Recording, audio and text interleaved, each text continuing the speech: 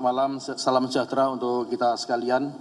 Yang terhormat Bapak Kabar Eskrim Polri, Bapak Komjen Polisi Dr. Andes Hardianto MSI, yang kami hormati Bapak Presiden Konfederasi Serikat Pekerja Seluruh Indonesia, Pak Andi Gani Indrayana. Kemudian kami menyapa Pak yang kami hormati Pak Wakabar Eskrim. Kemudian kami menyapa Pak Wakabah Intelkam Polri. Kemudian yang kami hormati Pak Ibu Dir PPA, PPO Bareskrim Polri, kemudian Bapak Bupati Kuningan bersama Bapak Kapolres, yang kami hormati Direktur Pengawasan Pencegahan dan Penindakan BP2MI, kemudian yang kami hormati PLT Direktur Pelindungan WNI Ditjen Protokol dan Konselor Kemenlu, yang kami hormati Direktur Intelijen Keimigrasian, yang kami hormati Sesro Paminal Divpropam Polri, yang kami hormati Kabak Penum di Humas Polri, kemudian Kasubag Op Interpol Bak Kejahatan Trans Internasional ZNCB Interpol, kemudian rekan-rekan media sekalian. Tidak mengurangi rasa hormat dan saya tetap hormat kepada Bapak Ibu sekalian yang tidak kami sebut satu persatu. Pertama-tama marilah kita panjatkan puji syukur kehadirat Allah Subhanahu wa taala yang mana kita malam ini masih diberikan kesehatan dan mensyukuri segala limpahan rahmatnya sehingga kita dapat menyelenggarakan kegiatan press release ini sebagai bentuk transparansi dan akuntabilitas kami kepada masyarakat melalui rekan-rekan media. Hadirin yang saya hormati, tentunya apa yang disampaikan oleh Bapak Kabar Eskrim tadi, Desk Ketenagakerjaan Bareskrim Polri bekerja sama dengan stakeholder terkait, baik internal Bareskrim dengan Direktorat TPPO, kemudian di Bupinter, kami mendiskusikan terkait laporan yang kami terima.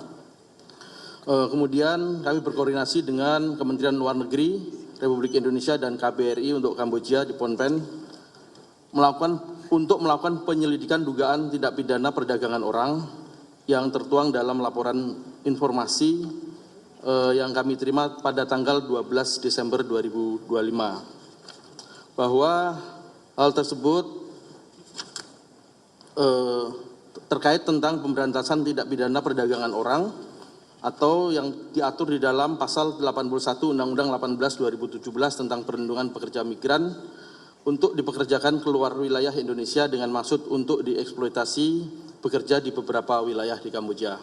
Rekan-rekan sekalian dan yang kami hormati, adapun kronologis penyelidikan yang kami laksanakan oleh tim adalah sebagai berikut, bahwa berdasarkan laporan pengaduan masyarakat dalam hal ini orang tua korban yang diterima oleh Desk Ketenagakerjaan Bareskrim Polri pada tanggal 8 Desember 2025 serta informasi dari media sosial tentang adanya dugaan tindak pidana perdagangan orang terhadap warga negara Indonesia yang dipaksa bekerja sebagai admin judi online atau scammer serta mengalami kekerasan fisik.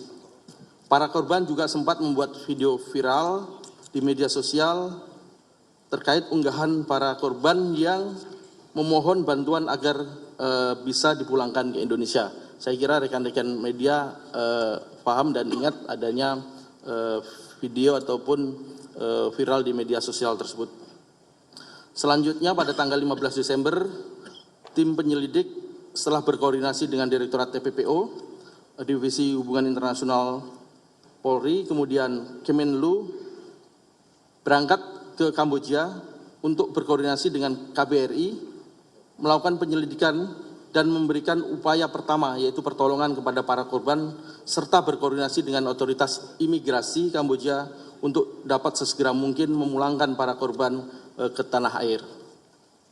Dari hasil koordinasi dan penyelidikan ditemukan 9 korban yang diantaranya 3 orang perempuan dan 6 orang laki-laki yang berasal dari wilayah Jawa Barat, Jakarta, Sumatera Utara, dan Sulawesi Utara. Pada saat kami temukan, ke-9 orang tersebut telah berhasil lari dan menyelamatkan diri dari lokasi-lokasi mereka bekerja. Bahwa korban melarikan diri dari tempat bekerjanya masing-masing karena selalu mendapatkan perlakuan kekerasan, baik fisik maupun psikis, di tempat mereka bekerja. para korban saling bertemu pada saat melaporkan diri di KBRI Kamboja pada akhir bulan November 2025 dan selanjutnya memutuskan untuk tinggal bersama karena mereka ketakutan dan tidak mau kembali ke tempat mereka bekerja. Dalam upaya penyelidikan yang kami lakukan, kami mengutamakan keselamatan dan keamanan para korban dan menjadi prioritas kami untuk melakukan evakuasi. Alhamdulillah saat ditemukan oleh penyelidik ke-9 korban dalam keadaan sehat dan salah satu korban bernama saudari Aisyah dalam keadaan mengandung dengan usia kandungan 6 bulan. Tentunya selama proses penyelidikan di Kamboja dan menunggu proses pulang ke tanah air, penyelidik terus berkoordinasi dengan otoritas Kamboja untuk memastikan perlindungan, keselamatan dan keamanan para korban serta penyelidik memberikan bantuan tempat tinggal, makanan kepada seluruh korban dan perawatan medis khususnya bagi saudari Aisyah yang sedang mengandung tersebut. Setelah berkoordinasi dengan KBRI Kamboja dan otoritas imigrasi Kamboja, ke-9 korban berhasil mendapatkan izin keluar karena tidak mudah tentunya di sana masih ada warga negara kita kurang lebih 600 menurut informasi dari kedutaan. Sehingga pada hari ini, hari Jumat 26 Desember 2025, tim penyelidik Des Ketenagakerjaan Bareskrim Polri berhasil memulangkan para korban dengan selamat dan saat ini telah berada bersama-sama dengan kita sekalian. Bahwa orang-orang tersebut, ke-9 orang-orang tersebut berangkat dari lokasi dengan modus yang berbeda-beda, salah satunya adalah korban dan bersama suaminya diiming-imingi oleh seseorang yang mengaku sebagai operator di sana untuk bekerja di perusahaan dengan dijanjikan gaji 9 juta rupiah per bulan. Bahwa sponsor menjelaskan mereka akan dipekerjakan sebagai operator komputer. Kemudian korban tertarik dengan ajakan tersebut dan seluruh dokumen seperti paspor, visa, dan tiket keberangkatan dibantu dan disiapkan. Setelah mereka sampai ke lokasi, paspornya diambil oleh sponsor tersebut dan mereka dibawa ke lokasi mereka bekerja. Setelah tiba di Bandara Phnom Penh, Kamboja, korban dijemput dengan taksi, kemudian diajak selama perjalanan 4 jam. Kebetulan mereka baru pertama kali menuju Kamboja. Mereka tidak paham lokasi itu ada di mana sehingga mereka terima-terima saja. Ternyata dia dipekerjakan sebagai scammer.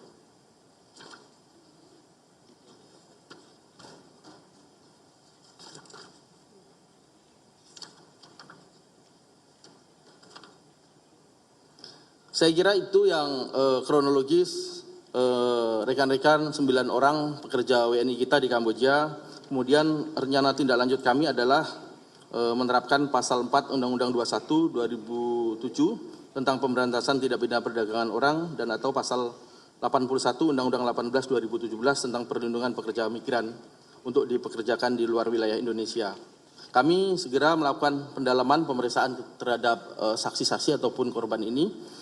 Kemudian segera menerbitkan laporan polisi, melakukan koordinasi dengan Hubinter, KBRI di Kamboja, kemudian mengejar perekrut, tim leader, dan bos pelaku yang menikmati semua keuntungan dari pekerja kita ini. Kemudian terakhir kami menyampaikan bahwa Polri dalam hal ini Des Ketenagakerjaan Bareskrim Polri berkomitmen untuk melakukan penegakan hukum secara proporsional dan berkeadilan untuk mengejar dan menangkap seluruh pihak yang terlibat dalam rangkaian kejahatan TPPO ini.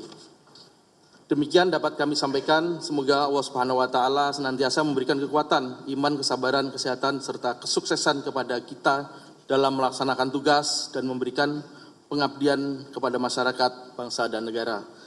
Saya kira cukup sekian. Billahi taufik wal hidayah. Wassalamualaikum warahmatullahi wabarakatuh.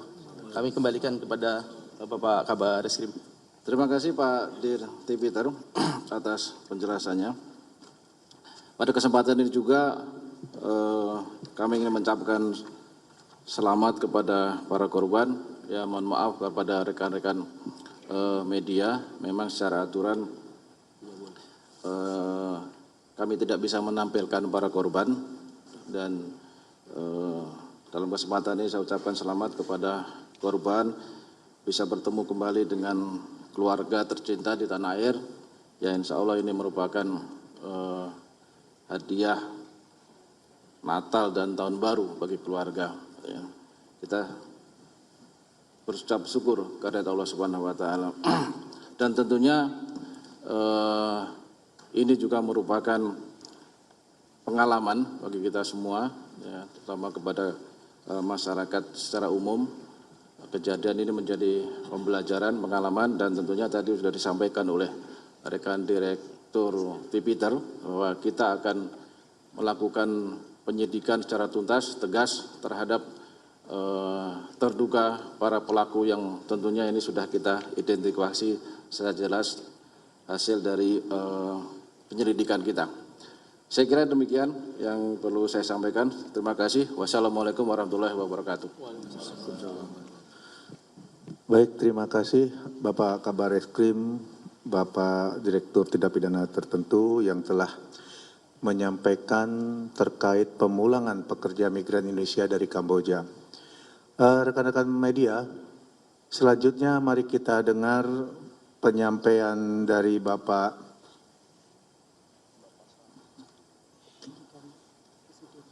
Andi Gani Nenawea selaku Presiden KSPSI.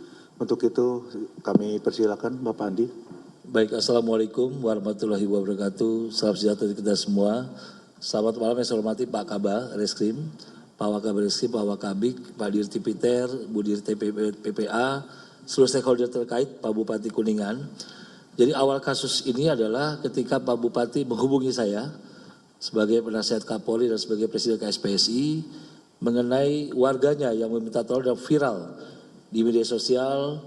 Lalu saya langsung bicara dengan Pak Kapolri, Pak Kabah, Pak Wakabah dan Pak Dir Tipiter, langsung bergerak cepat dan sangat cepat. Ini merupakan proses pemulangan tercepat. Hanya dalam waktu kurang dari 1 bulan sudah kembali ke tanah, dan kami sebagai Presiden KSPSI dan juga Presiden Konfederasi Buruh Asia Tenggara mengucapkan terima kasih yang sangat luar biasa terhadap kinerja Deks Ketenagakerjaan Polri Barreskrim yang sungguh-sungguh menunjukkan keberpihakan negara, bahwa negara hadir untuk membantu warganya. Jadi ini merupakan juga sebuah peringatan, dan saya juga sudah menghubungi Presiden Konfederasi Buruh Kamboja, Mr. Chin Soya, untuk bisa bekerja sama menyelamatkan, melindungi warga negara Indonesia yang berada di Laos, di Kamboja, dan beberapa negara lainnya sebagai sesama anggota ASEAN. Dan juga hal ini juga akan menjadi perhatian khusus.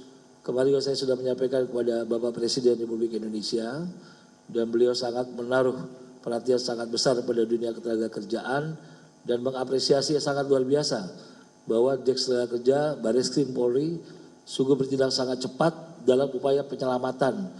Karena korban-korban tersebut kalau tidak diselamatkan secara cepat dapat dipastikan kembali diculik oleh mafia sindikat yang ada di Kamboja, karena sangat rapih sindikat yang ada di sana. Karena itulah juga para korban tidak bisa ditampilkan karena ada aturan buat tidak bisa ditampilkan. Karena itu sekali lagi kita semua memuji, mengapresiasi semua stakeholder untuk terus melindungi warga negara di Indonesia dan juga yang bekerja di luar negeri. Terima kasih. Wassalamualaikum warahmatullahi wabarakatuh. Waalaikumsalam. Terima kasih Pak